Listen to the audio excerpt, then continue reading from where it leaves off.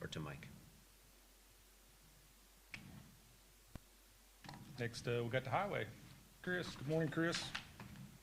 Morning. Yeah, I guess first on there, we've got a LPA voucher. I brought some extra papers with me in case you guys asked a lot of questions today. This is just for the construction engineering of the bridge over Culvert Ditch on old US 50 that we've completed. And it was for $250.25, reimbursable at 80% of $200.20.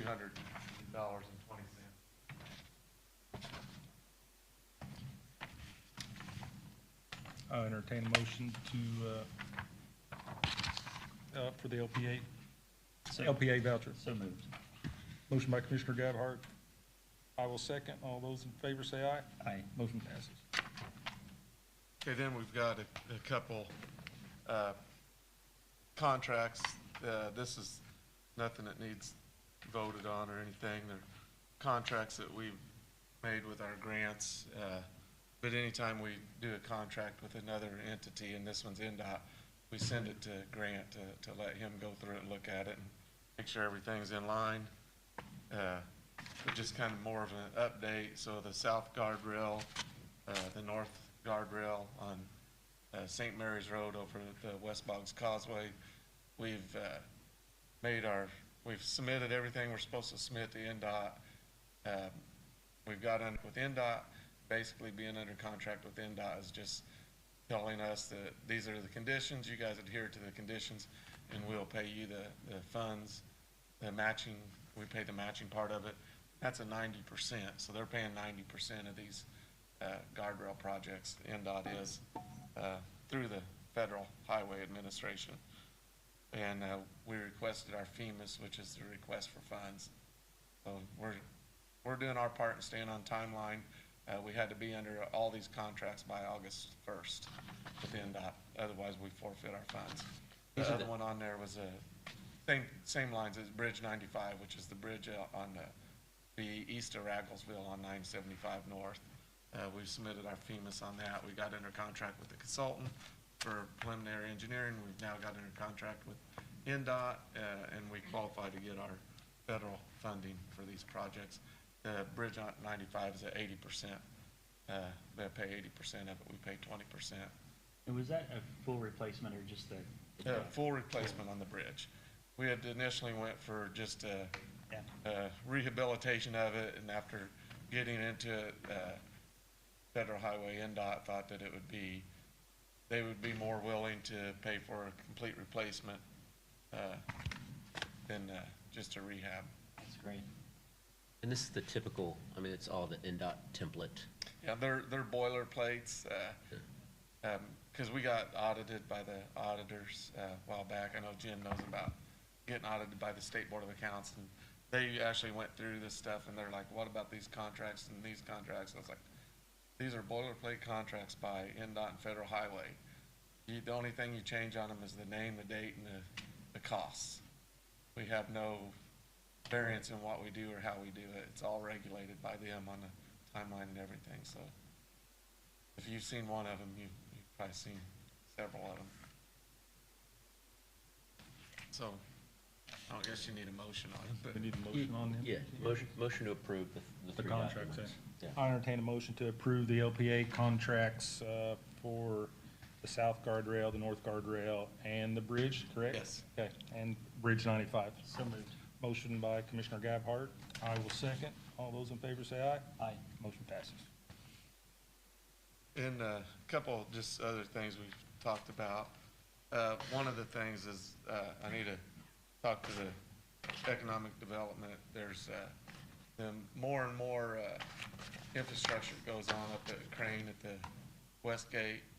So when they build that infrastructure, there are sidewalks, there's curbs, there's signs, there's signs that say Westgate and stuff, and we've been requested to mow them. What we currently do with batwing mowers is we're equipped to mow roadside ditches. We drop a batwing, we mow 2 foot of roadside ditches. This is going to require more of A lawn we care, needed more of a lawn care. more of a lawn care service, so they've requested me to do it, and I went and looked at it, and I don't think that it would be in the best interest of the highway department to go mow in front of a $100 million building. So I think that's something that the building, the property owners that are leasing them properties need to maintain their property just like any other business. What I went up with Chris, kind of looked at it, and it's like maybe across the road from a big business. I mean, I feel like it's up to that business to take care of too. It's just, we're not equipped to do that kind of stuff. I mean, I'm glad they reached out, and Yeah. if it made sense, we'd be all for it, but yeah, that's a little too sophisticated. I didn't think I could make that decision without bringing it to you guys. And some of them is NDOT property, some of it's property, there's a road up there that is actually not even the county's road. We never got dedicated the right of way on it, so we can't mow it. But that's what I was gonna relay back to Bob and tell him, it just doesn't work for our. If way Bob we has any operate. questions, tell him to reach out to me too. That's fine.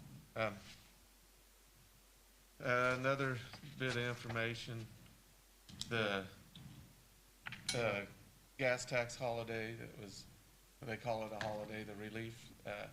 So we did get reimbursed by the governor, like he said. So we were down a little bit, but not as much as we thought, but we got our, I think we were estimated like $206,000 that we didn't get in revenue for April and May. And we received the check in July for that with our regular distribution. So I can give you numbers if you want numbers. But I hate to. I think we got reimbursed $204,527.13 out of MVH and $26,883.90 for LRNS. So that brings us back up to whatever we lost during the suspension of gas tax. We did get it back. And some other things on our funding, our CDs. We've got 3 CDs out, and when Jamie's here, I'm sure she'll give a report of where we're at and what we're doing or what we have. One of the CDs, just kind of round numbers because I don't have it all in front of me, we got a Cume Bridge CD and we got an MVH CD. And them CDs were probably started back with Larry Macklin, and they were to help us in case of things like the gas tax or whatever happens with our funding. I think it might have been, I wasn't here, it might have been 40 years ago or something, they ripped up 50 miles of paved road because we lost funding, the county lost funding, and they couldn't pay to maintain them, so they turned it back to gravel.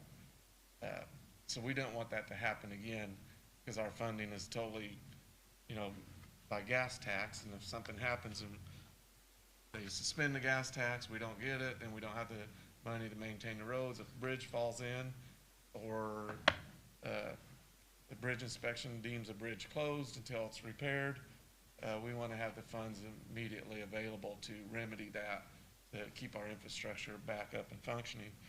So what we've been doing is we've been maintaining about $1 million in the MVH, and we've been maintaining $1 million in the Cume Bridge account, and we put them in CDs. We earn interest. The interest has been about around a 4, a little over, and we put them on a yearly CD. And with the suspension of the gas tax, I was talking to Jamie. We didn't know for sure if we're going to get funded back, what the timeline's going to be, when this all happens. So I put them on a 6 months to where we get halfway through the year and we're running low on funds, and we could cash our CDs in without a big penalty, like if they were on a yearly and we had to cash them in. And the interest rate was, it went from like a 4.4 to a 4.2, so it didn't really change that much. A couple years ago, we did use out of the Cume Bridge CD to build the Montgomery Bridge to help pay for that. So we didn't try to take all of that burden off of our maintenance money or out of our general fund with the commissioner's match monies to do them projects. So we try to use that money fiscally. And then the little update on we did the relinquishment on the US 50, I think we had got like $2.5 million for that relinquishment. Since then, we've put in a CCMG grant to overlay the whole entire roadway. We've applied for a grant to build a roundabout, which is still scheduled in 2029.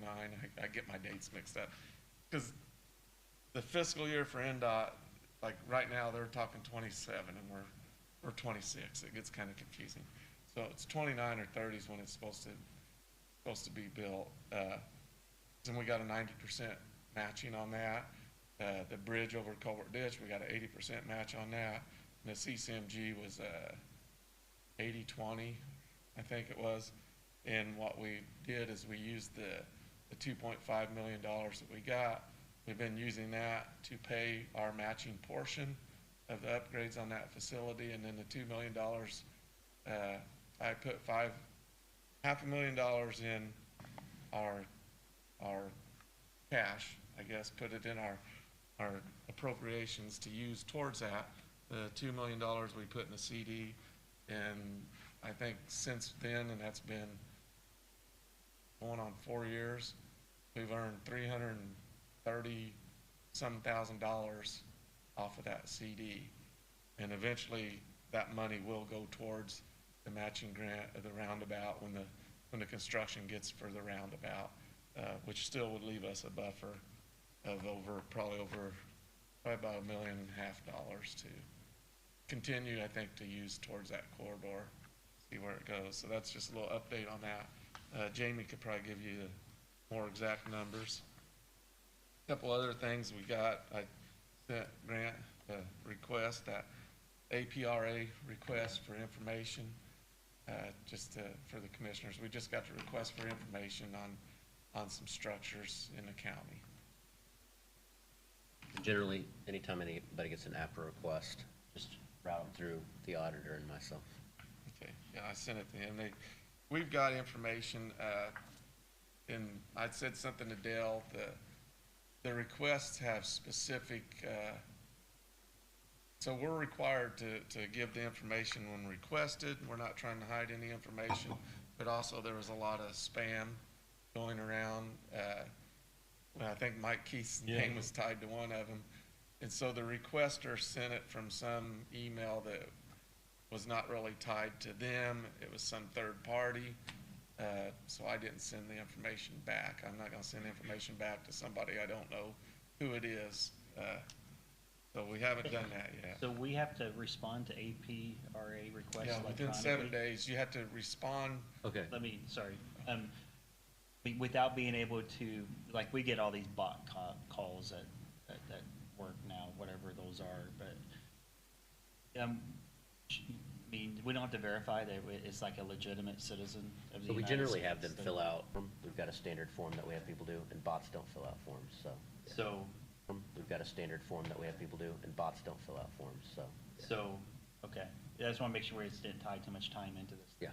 Okay. And I think we knew the gentleman that requested, because he had first reached out to me, and then I talked to Chris. Oh, and so you had a telephone? Yes. Oh, okay. But when they request it, they're also supposed to request the reason why. Perfect. He didn't request the reason why he wanted it. Okay. And so I think it's kind of Yeah. or a place to send it. So we got 7 days to respond to it. We don't have to provide the information in Okay. 7 days, but 7 days to acknowledge that we did get it. Sure. And I didn't do it because I'm not going to send it to an unknown. So just giving a grand update. Thanks, Chris. Yeah, you're welcome. A couple other things I wanted to see if you guys would give us the okay. So typically when we get our appropriations for our equipment and what we're going to purchase or anything, I put the money down to the council, what we need in our equipment budget, what we need it for, and they approve it or not. And then we only purchase the things that we asked for that money to be appropriated for. One of the new things that we didn't ask for, but I think we're seeing a lot more need for, is it's a road widener. So basically, it's a machine that goes on the front of a skid steer. It's got a belt on it. We can dump material in it right out of the back of the dump truck, and it will put material on the side of the road, whether it's asphalt or rock or whatever it is, dirt. And we've been doing a lot more of that. We kind of do it the old-fashioned way, and it just, it doesn't do as good of a job. It's not as quick. We just basically dump it off out of a dump truck on the road, and we try to scrape it in with the grader, and you're trying to widen the road, and you're using a grader to put it in, and it just basically tears up the road. So one of them is, I think we got some initial estimates are like $70,000 for one of them. It's not really for equipment wise for the county, it's not a great cost on equipment we need, but it's something that I didn't get approved or ask for, so I was just wanting to ask if it was okay with the commissioners that we pursue, whether we put it out for bid or however we. No, need to I get agree. it. That's, Chris kind of took me in and showed me the attachment, and it's, yeah, they won't have to wait on trucks. It just kind of, the trucks can almost come constantly. I think it'd be a great attachment. It'd really move things along pretty quickly. Sounds great. Yeah. So, I guess you guys can. Make up. You know pursue how it it. works, whatever you want. Yeah. You usually Yeah. get. Another update I wanted to give is we do have 3 rubber-tired excavators. I think it was about a year and a half, 2 years ago, we had bought a used rubber-tired excavator from Greene County at probably a third of the cost, or a little over a third of the cost of what a new one is. So I can't wait till all my equipment goes bad at once. So I've got a should have wrote it down. I got a 2013 with almost 10,000 miles on it that we had leased it. Hours. And then hours, yeah, 10,000 hours. We had leased it, and then we had purchased it. Then we leased another one, and then we had purchased it. And then this Greene County one we got. So one of my older ones, it's got a lot of hours on it. It's losing hydraulic power. I'm gonna need to start replacing that. I think a new one is around probably $300,000, $289 to $310, just depends on the miscellaneous equipment that comes with it. That's the outright purchase one. To lease one is $57,000 a year for 5 years, and then $109,000 to buy it out. So that makes it like $800,000 or $80,000 more to lease it and purchase it than to just purchase it outright. So these would be conversations I'll probably have with the council when I present my budget. But I'm just looking for your guys' thoughts. If you're okay with us, we need to replace one before it's worth nothing. I think it's a good idea. Probably need to replace one. You know, that one, they fought a little bit with the hydraulic power on it. 10,000 hours, it's pretty much done its life in. Yeah, I mean, that's a lot of hours for it. And then I'm gonna kind of leave it to you and the council as far as if you want to lease it or just purchase it, that's. I looked at the funding a little bit. Of course, I can't purchase it this year. One, it wasn't on my list for the appropriations to be purchased, and two, I don't have the money to do it. I would maybe have the money to start the lease if I went that way. I and mean, lease it. I would encourage you to make the most cost-effective decision. And if you can save money by purchasing it early, then make that argument to the council, reappropriate it, ask them to reappropriate the money. If it's gonna save us, you know, thousands of dollars versus doing it next year, you know. I mean, they Sure would they're want, gonna go they would up. want to save dollars today if Yeah. it's something we need to do. I've tended to been more of one of purchasing them outright instead of leasing them. $80,000 is not a lot, but then again, it is a lot. It's a lot to a coal mine, so it must be a lot to us. That's a good one. Then I got a couple other things, just information wise. Or the last one, I guess. The building commissioner's job, we've talked about it. And I've talked to Jen on it too, and I've talked to one of the council members, but it's been a while. I think when we took it over the first year, we was gonna we thought we knew what it was gonna be and where it was gonna go, and we was gonna do it for about 6 months and then revisit it. So we're a little bit over the 6 months, but we was gonna revisit it, and I think some of our meetings got canceled or moved around, or we got busy and didn't quite get to it. I think the steps that we need to take now and I've got a job description for a county building commissioner, and I've talked to our county surveyor. He's got a lot of insight on that position and what they could do and what else. And I've asked him if he could send me, I guess, a job description of what he would envision the county building commissioner doing. Because there are some other things we're talking about doing, it like the floodplain coordinator. We not have a floodplain coordinator. We do, it's Scott It's Myers. Scott. Oh, Scott does it. Oh, I shouldn't say that, didn't I? But I thought that was brought up too, that position would do that and stuff, but. That would make the most sense Yeah, if we had it that would. position. So he's gonna do that. I've got mine here. We'll integrate them together.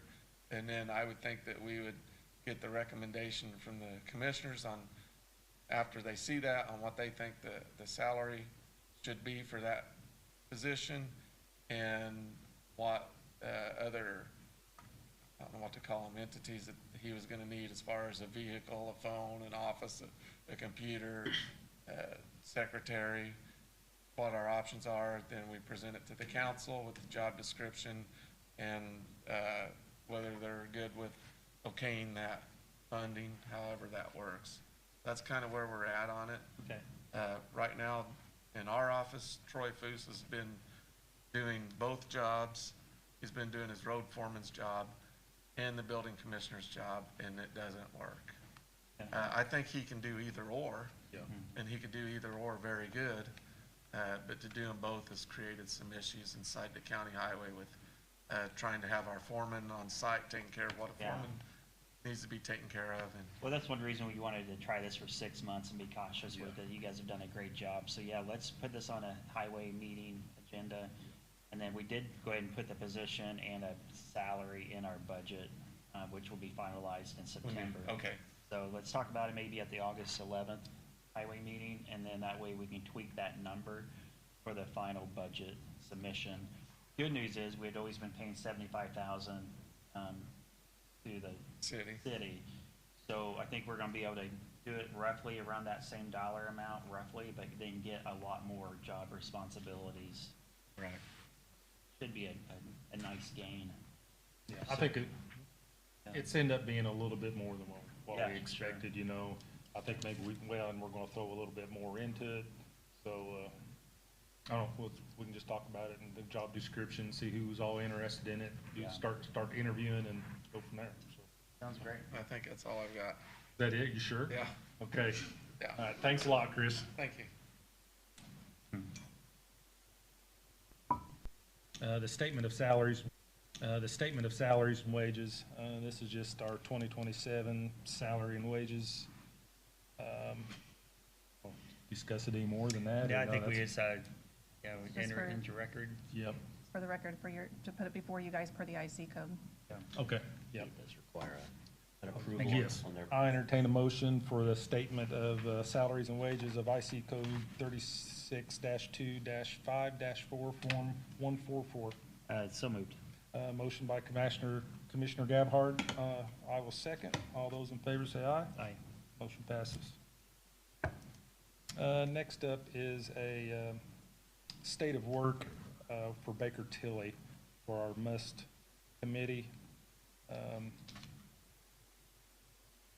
So in regards to this, the MUST committee, the municipal task force that has been asked for in the legislation, for legislators to get some feedback.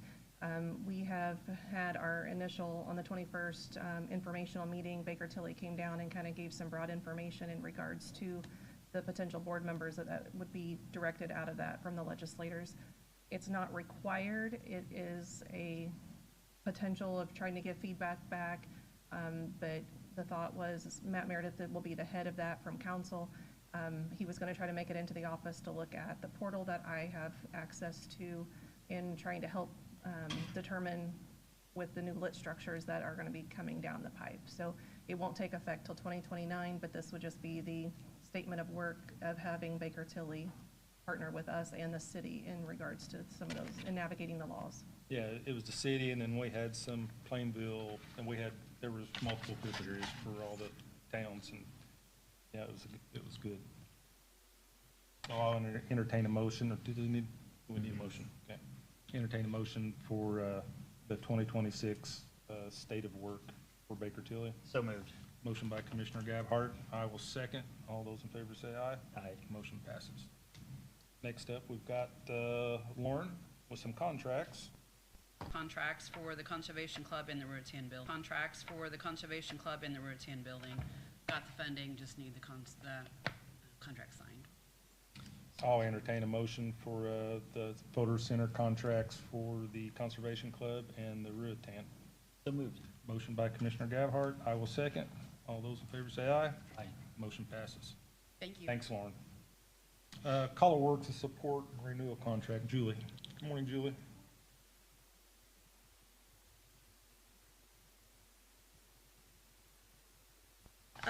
So this is just our yearly renewal for our maintenance agreement for our 911 equipment. It's a yearly thing that we have to have. If anything goes wrong with it, they'll send the tech out to fix it, and obviously, make sure that stuff's operational. You get pretty So- good service out of them, I mean, are they? Yeah, I mean, we haven't had a lot of issues, but when we do, they get someone out there pretty quickly, so. I'll entertain a motion for Motorola Solutions renewal proposal. So moved. Motion by Commissioner Gabhart. I will second. All those in favor say aye. Aye. Motion passes. Thank you. All right, thanks, Julie. Julie, have a second. I believe that's it. The only thing else also I want to add, we had the, about a month, Jen? About a month, Jen? Yeah, 4 to 6 weeks. I think they looked pretty hard for something wrong. And a big thanks to Jen and her team in the auditor's office. They didn't find nothing wrong. Everything was up to snuff. They could not speak highly enough how the county works, how the auditor's office had anything they asked for, they had it to them immediately. Our exit meeting, which they said can last up to 3 to 4 hours in some counties, ours lasted less than 10 minutes. So, great job to the auditor's office.